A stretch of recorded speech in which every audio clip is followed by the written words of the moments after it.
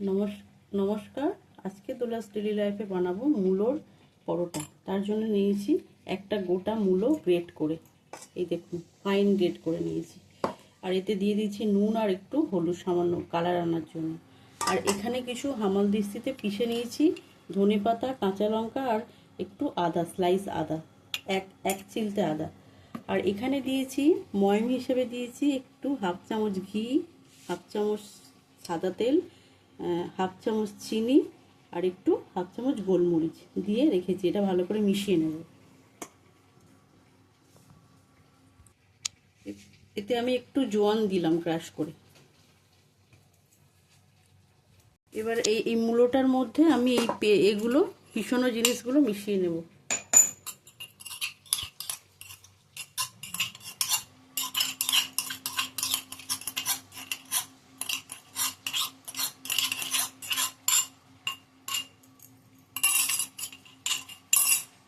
আগে এর মধ্যে এটা মিশিয়ে নেব ভালো করে। আমি জলটা লাগলে ইউজ করব, কারণ মূলোর জলটা আমি ফেলছি না, এই আটার মধ্যেই আমি এটা মেশাবো। তাতে আমার যদি জলটা কম লাগে মূলোর ফ্লেভারটা থাকবে। আমি দিয়ে একটু এটা মাখি।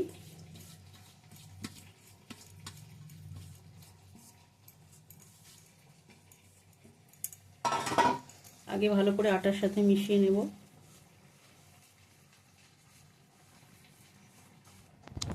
একটু জল ইউজ করছি বন্ধুরা, কারণ হাতে ময়দাটা টাইট হয়ে আছে আটাটা। সুন্দর একটা ডো বানিয়ে নেব।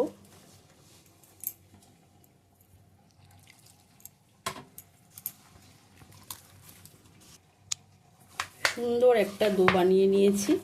এবার আপনারা এই পরোটাটা একটা একটা করে লেচি করে যে কোনো শেপে বানাতে পারেন। চৌকোও বানাতে পারেন, ত্রিকোণও বানাতে পারেন, আর গোলও বানাতে পারেন।